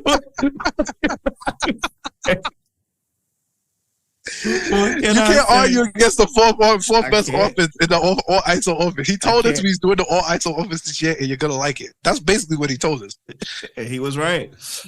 Honestly, this whole season has been Leon Rose and Tom Thibodeau telling me personally, you don't know what you're talking about, young man. Sit down and let me handle it. Because I thought getting rid of the Defensive Player of the Year was foolish. And that was genius. It was genius. It was the move of the year in the league. Really was. Leon is good for one of them. I'm telling you, every year he get one. GM of the year. Do they still give that out, right? They have to. Executive of the year. They try to give it to. They try to give it to Rob Pelinka. I need my bid. I need Leon Rose to get that. No. That's a Leon Rose special. That's LeBron. The Josh Hart trade is a Leon Rose special. Yes. We all thought it would fail, and it didn't. The Josh Hart trade, but also not trading for Donovan Mitchell. That's working out.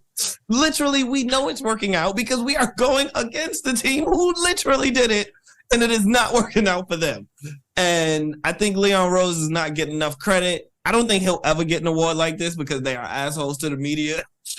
Knicks fans, the Knicks general, the front office. The Knicks could produce their own content. Yes. They be throwing their own. They didn't even allow the media to come to the Jalen Brunson press conference. That was so gangsta. That's what we should have known. Leon was not to be playing. He's not playing around with them. He's not playing around. He's not hearing nothing you media guys got to say. He's not going to sit here. Y'all not about to sit here and mess up his motion. I ain't seen Frank Isola tweet in ages about Leon Rose because he got nothing to say. He knows there's nothing that can be done, and I love it. So that's very tough. But so yeah, like I said, just to wrap up the previews. Yep. We both are staying steadfast in our Knicks in 5. I started off with Knicks in 6, but I'm here for Knicks in 5. I really want to say Knicks in 4, but I gotta respect my opponent. I think they'll get 1.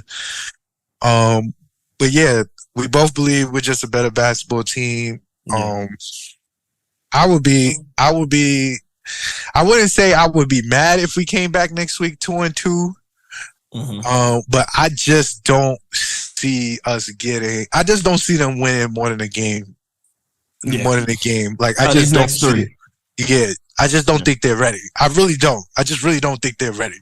Yes. And I think we're more battle tested. Donovan is battle tested, but he's the only one. Yeah. Jared Allen. Yes. Down the stretch, you need people to play. You need down the stretch of a playoff game, you need several people to step up. You need people to get boards like Hart did. You need people to do things that, are big plays. And we just have more people who can do those things than they do. Yes. And that's really the gist of it is I just think that you got their guys playing 44, 45 minutes. In the fourth quarter of a close game, they're going to be more tired. That's just how the human body works. And our guys don't have to do that. So they're going to be more crisp. They aren't going to foul. They aren't going to miss free throws. Like they're just going to be able to do the right things because we're going to outlast them. It's going to be a slugfest. Trying to get physical is tiring. It's getting physical is tiring. I don't know if you ever played basketball before, but if you ever made the decision to get physical, you're leaving the gym tired. 1, that's 1. 2, when you haven't been doing this and your opponent has, yes, you're not going to be like them because they have been doing this. They're just in a different level of shape than you. And then when there's 9 of them, and then there's really only 6 or 7 of y'all, it's not going to work out the way they think. I don't know what JB Bickerstaff is trying to do. Maybe they just putting that out as a front. They just saying that to trick us, and they really gonna go all finesse. And they just gonna, sit Jared Allen and just put LeVert in and just leave the paint wide the hell open and just spread the floor. But I don't know what the plan is gonna be. But if things keep going how I see them going, I got us winning game 2 in Cleveland. I got us winning game 2 in a shootout. I think so. The score last game was 97-101. I actually think this is going to be a lot higher. I'm going 118 to 125 us. I think that we're going to I think a shootout is coming. I think game 1 was very physical, and the refs let it be physical. I don't think the refs are going to let that happen. I don't think so either. A lot more free throws get taken, but I think that it's going to become a shootout, and Donovan Mitchell's going to sit on the bench, and the shooting will stop for them, and it won't for us. We got more shooters than they do. Yep. Yeah. And I think a similar pattern will play out in game 3 as well, especially with us having the home crowd. So, yeah. Knicks for clicks? LOL Knicks. LOL Knicks. So this is Knicks for clicks. I can't find the clip. I was trying to find the clip, y'all. I'm too lazy. But y'all seen it. So after the game, ESPN crew. Give it to us. Give it to us, man. We tired of you. We tired of you, King. We are tired of you. We left you alone. We have not talked about him on this podcast. Not once. And I have been conscious. This is our 20th episode, right? Yes. This is our 20th episode. So happy 20th episode to us. We have not mentioned this man one time. And he has given us so many chances to mention him. He is like the Knicks for Clicks leader, to be honest. And I didn't want to give him airspace. I didn't. Because in my head, I was like, he's just trolling. You know, it is what it is. But now it's irking mine because he wants it both ways. And you can't have it both ways. I was okay when he was saying, oh, the Knicks are trash. They should have got Donovan Mitchell. We're going to be a mediocre. I will never go to a game. I will never go to the arena with blah, blah, blah, blah. All this bullshit. Stephen A. Smith was saying, I let you have it because you said you don't, you think that we're some mid. We didn't do the trade. Yes. Now you want to celebrate us winning, which you shouldn't be able to do. However, I will let you on the we're winners. I'll let you over here. However, if you want to be over here with us, the winners, you got to shut the fuck up. Respectfully. You got to let that go. You got to let it go. It didn't. You got to let Donovan Mitchell go. You got to let it go, though. And he hasn't yet. He hasn't yet. And you can't be over here if you on that because we over that. We going to the finals. So I ain't gonna hold you. Knock on wood. I don't wish ill on nobody. But in the podcast, maybe 3 episodes ago, I said we are one injury away from contending for the finals. And that one injury you absolutely did. It might have happened. Stay tuned. I don't want him to be hurt. I actually do want them to punch out Miami because I hate Miami a lot. However, I do love James G. Buckets. That's my guy. My guy. But everybody else in Miami is poverty. I want nothing. I want unsuccess for them always. I actually want Jimmy to leave them. Yes. Because you know where he coming if he leaves. Yes, he's coming to He's coming to his boy Tom Thibodeau. His guy. He's coming home. However, Stephen A. Smith really got on ESPN with Michael Wilbon, Michael Greeny, and Jalen Rose and told the world that he would have rather the Knicks had both Jalen Brunson and Donovan Mitchell, which is a terrible take. Which is a terrible take for several reasons. I'm going to break them down. One, we accepted that that's not possible with the depth. Everybody understands how the trade would have worked. All of our depth gone. We have 2 players and, Julius, and that's pretty much it. We'd have been starting Jericho Sims probably. Everyone who got that. But the fact that he said he wanted both of them after, which basically says he wants 2 non-defensive guards trying to outscore the opponent. That's a nasty take, but it's a nasty take because we literally just beat a team who has 2 non-defensive guards trying to outscore the opponent who failed at it. They lost. They did not succeed at the thing you are trying to do. And we won. We literally beat them by not doing the thing you want us to do. And you want us to do that thing to lose?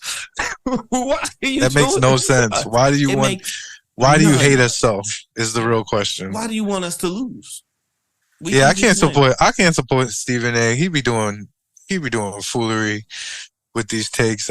I do not love these takes at all. Every time I see it. So just a my Knicks for Clicks comes from Stephen A, but it's even more nasty. So if you know at KOT4Q, he is one of NBA Twitter's Kenny Beecham, known as one of NBA Twitter's I guess thought leaders. That's why I call him. Copy. So he was given the opportunity to go on First Take today. Okay. And I had so many nominees for Knicks for Clicks this week. But when I saw this, and I want you to know I only saw this because I was flying to West Virginia to help my sister move from college. And so I was watching First Take on the plane because it's the only thing American Airlines would give me for free. So I was watching First Take, and Kenny Beecham is on First Take. Okay. And he literally, when he's talking about the Knicks Cavs series, he literally said, and you could go find the video. It is a nasty video. He says that Donovan Mitchell will will the Cavs by himself to a victory against the New York Knicks. That was his only analysis for why the Cavs would beat the Knicks, because he believes Donovan Mitchell is him. Mind you, he has already seen game one. Mind you, in the past. He is a thought leader on NBA Twitter, and he has absolutely seen the history of Donovan Mitchell in the playoffs. Not single-handedly willing a team to anything.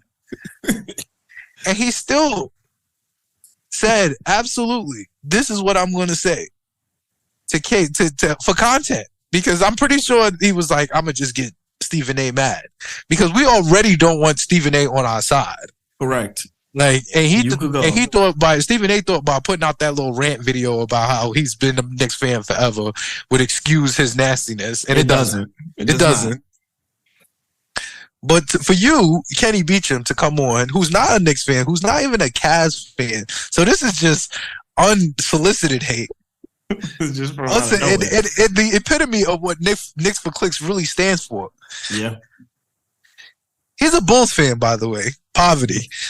Home. Poverty. Home. Poverty. Watching the playoffs. Cancun. Cabo. The Maldives. The Maldives Bulls. Nasty. So I just thought that was nasty to come on and give some unsolicited hate on First Take. It's extra frustrating when they bring the hate, because now I can't take your basketball acumen seriously. Now I really don't think you know ball, because if you're saying that you think Donovan Mitchell can do a thing he has never done before for no particular reason, like there's no reason you would think that he could do that, because he's giving you no data.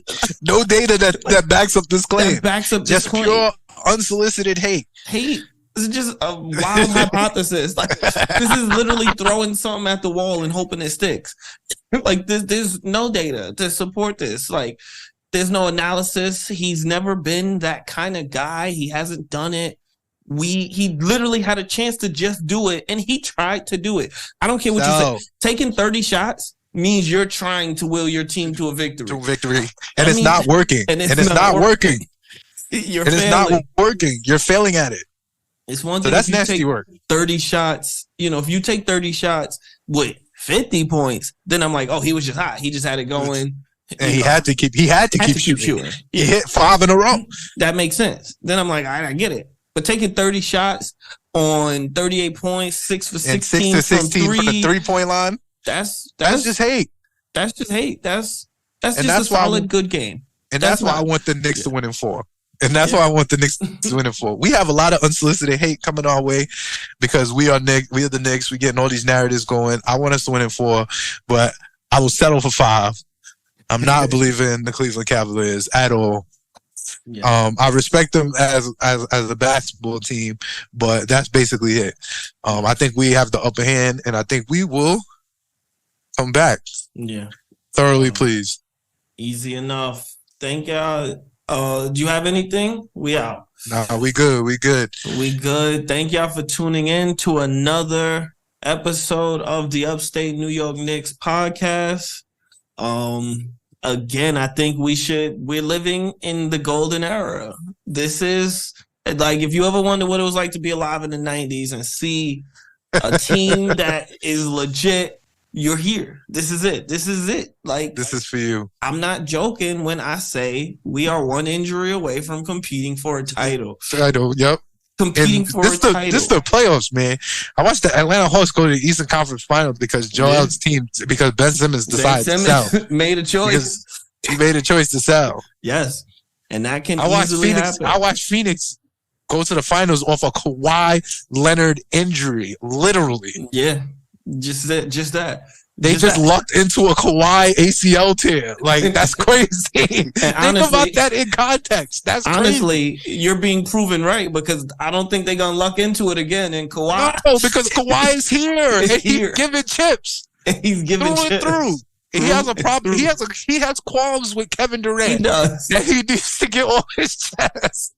I don't know about KD. Yo, Kawhi was balling like he had problems with that man. He had something to prove. He had something to prove. He heard something out there and it rubbed him the wrong way, and that's for sure. And honestly, that's what got the Suns to the finals. Like, the whole narrative around the Suns is drastically different because of Kawhi injury. The whole narrative around the Celtics is different. Maybe because Cash Money was hurt the whole playoffs. Yep. Like, all it takes is one, oops. And it's a part of the game. Yeah, that's basketball. We have to be prepared for that as well. And that's why our depth is Toronto got a integral. Chip. Toronto got a chip. Yep. off injuries. Off injuries. And nobody's selling their chip short at all. Calm. That's how the NBA works. So enjoy this, Knicks fans. Not saying that's about to be us. Obviously, we still got to work. We still got to grind. But we're right here. We're right here. And the signs are encouraging. I still think we might be a piece away, but Josh Hart might have been that piece. We might have already done it. And only time will tell. But yes, thank y'all for tuning in. If you are still here, if you haven't already, be sure to like the podcast, subscribe, leave comments wherever you watching this. It helps the podcast. It helps us grow, helps us reach other Knicks fans. Yeah. Be sure to follow us on Twitter, Instagram, at Upstate_Knicks. You can find me personally at MoBreezy213 on Twitter. Where they can find you at, Guru? At Frostman Guru everywhere. Yep. You follow at Frostman Guru. Oh. Yep, and follow us everywhere at Smooth Family ENT. Smooth Fam. That's the network. Yeah. We'll see about the intro music. Either gonna get a once in a lifetime experience or we'll see. Be for us. We gotta talk to LJ about clearing his record. He said we could. I don't know if that's all I need, but I did speak to him and he said we good. We'll take it. So thank y'all for tuning in. We'll see y'all in a week. Go Knicks. Yes, indeed. Go Knicks.